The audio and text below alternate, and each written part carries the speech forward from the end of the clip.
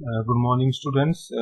As per our experiment objective, we have to create a rectangular beam of the dimension of 100 mm into 100 mm into 1000 mm. And then we have to calculate the total deformation because we have the range of different compressive load starting from 100 Newton to 1000 Newton. So what we have to do first, as we have already discussed the introduction part, what you have to do, you have to just double click on the static structure. After when you click on the static structure, you will get a tree like engineering data, geometry, model, setup, solution, and result. And each and every part of work we have already discussed you, so that I will not going to discuss you further. So first we have to go to geometry and then right click and go to new design modeler geometry. As you can check from the objectives that the dimensions are in the mm. So first you have to change your dimension in mm. Then you have to create a rectangular beam. So there are two methods. First you can also do this by creating a new sketch, or you can directly draw it. I'm creating directly by clicking on the create. Then go to primitives. In primitives you have to select the box. So this is the basic figure which have the 30 mm dimension in x direction and y in z direction. And here in the dimension itself, it's given that you have to create. I can choose the length in the x direction. There is no issue. So in the x direction, there is a limit of 100 mm, and in y there is also a 100 mm. And Z you have a given dimension of 1000 mm. So here you have a 1000 mm. Then after giving the dimension, you have to click on the generate, because here you have a sign of generate. You then click on the generate tab. After clicking on the generate tab, you will get your rectangular beam in detail. As you can see that I have given the 1000 mm direction in Z direction. That is why you have the length in the Z direction. If you give this 1000 mm length in y direction, then you will have a direction of length in y direction. There is no issue. You have to given the force according to that only. So after giving this, you can check that your dimension is in mm. So you have to go for the next further step. You can also generate this rectangular beam by creating a sketch. So I'm also going to teach you how to create this 3D rectangular beam through creating a sketch. So we will going to see one more method. So let me clear this by clicking the right click and delete. So I have deleted. So now click on the XY plane, then take a sketch, XY plane in the sketch, take this, put it here, and then go to sketching. In sketching, what you have to you have to choose the rectangle. You can also choose the line to create a rectangle, but I'm creating a rectangle directly, and click the left click, then create a rectangle, and then go to dimension, and in dimension give the dimension here and here.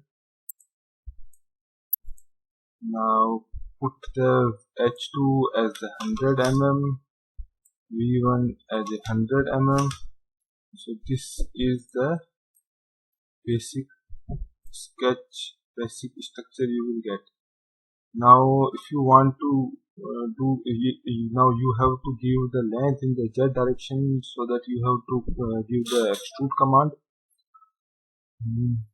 Before give to the extrude command, you have to create a plane, and so that you have to click on this concept, then go to surface, and then base object is this, then suppose we don't have a thickness, so go to generate. So this is the plane.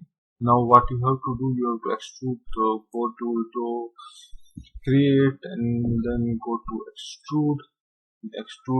The geometry is this.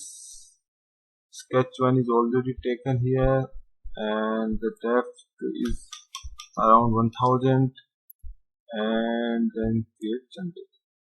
If you can check this, you have created a rectangular beam. So there are two methods. You can directly go to concept, you will go to create and go to primitives and create a box. This is one method, and the second method is this method. Okay. So what you have see here, that you have a surface body and a solid.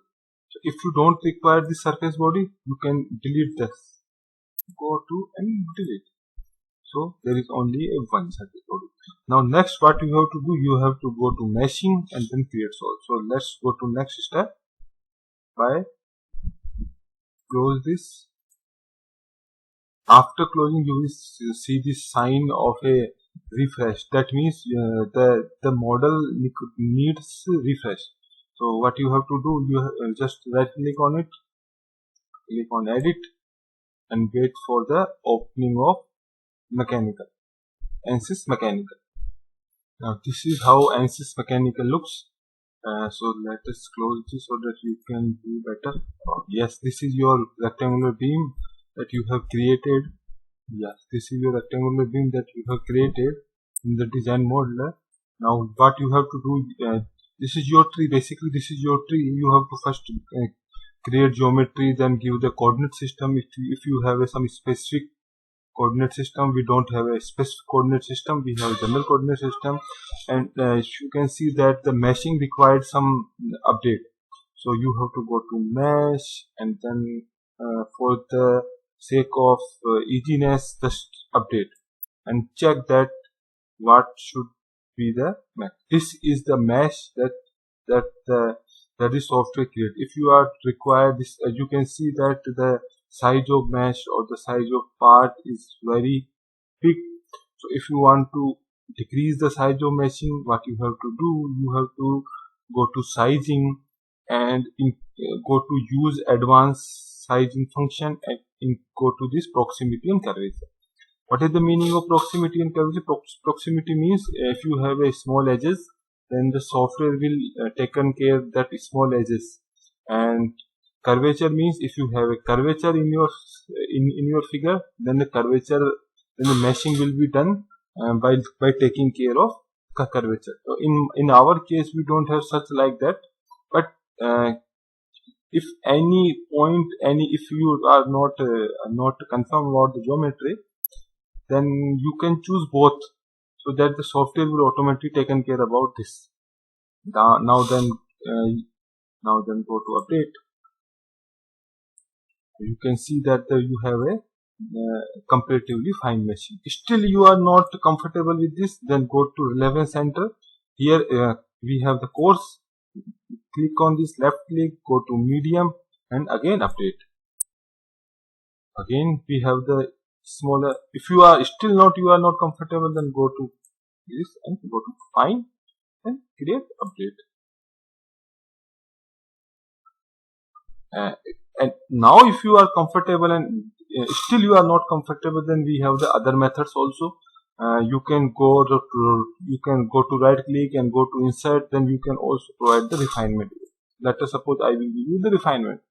Refinement will tell you about, go to this, click on the, let us suppose, the surface, and apply, increase the refinement here, then go to update. You can check that what will happen here. This software is going to mesh, and this will going to little bit take some time.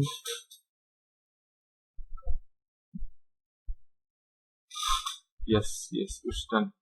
And you can see that there is a refinement. If you want this type of mesh, then you have to provide refinement in all the surfaces. In the present case, we don't require any further refinement, so I'm going to delete this. And when you delete this again requires some update. So click on that update and wait for the change. Yes, we have this. You can see that after update, the mesh will change because this is the automatic meshing method. So if you want to go to hexadral meshing, then you have to go to this, right click and go to insert, then go to method, choose this body, and here you have to go to H dominant, then update. Now this software will take care about your requirement and create mesh, which is hexadral. Now after creating meshing, what you have to do as per your objective, you have to first give the boundary condition. So let us go to boundary condition. Click on static structure, right click on it, insert, and go give a fix support. Fix support, and now you have to do what you have to do. You have to click on a surface that will act as a fix support. So click on it, go to this and apply. Now this surface will act as a fixed support. This will not move when you give the compressive load or tensile load. Now go to this, and now as per the requirement, what you have to do, you have to take a load. So right click it, insert, and go to you may go to force, and here we have the force, and you have to require the surface. So click on it, go to apply, then as per your requirement you have to give 100 Newton, and here you have the 100 Newton tensile load. As you can see the direction of the arrow, and go to click to change it and change this direction and apply. Now you can see that you have given the compressive load. As you have given the compressive load, so the boundary condition is over. Now what you have to what is your objective? As per the problem statement, you have to calculate the total deformation. So here go to right click, go to insert, go to deformation and total deformation. Now the software will solve the total deformation for you. So click on the solve button, and then the software will start calculation for you. So here are the results what we get, and if you can, I have calculated the total deformation by giving the 100 Newton compressive load, and we have the 4.98 into 10 to the power minus 5 mm of deformation. That is maximum deformation. You can also go to animation, click on it. You can check the movement of this total deformation. This animation is the continuous deformation, and we have the time from 0 to 1 second and 1 second to 0. This is continuous deformation, but the maximum deformation is 4.98 into 10 to the power minus 5. Now if you increase the load here, then you can check for the sake of easiness, I am directly changing load 100 to 500. You have to calculate the deformation by 100, 200, 300. Now click on the solve and wait for the solution. And now you can check that the deformation is more, 2.49 to 10 to the power minus 4 as compared to 10 to the power minus 5. Now if you want to further change this, then you can go to change it, go to solve and wait for the results. Yes, here the deformation is this. So what you have to do when you calculate the deformation at various load at 100, 200, 300, 400 to up to 1000, and you have to calculate. You have to make a table so that with respect to load, you have to calculate the deformation. So this is what you have to do in this your experiment. Thank you.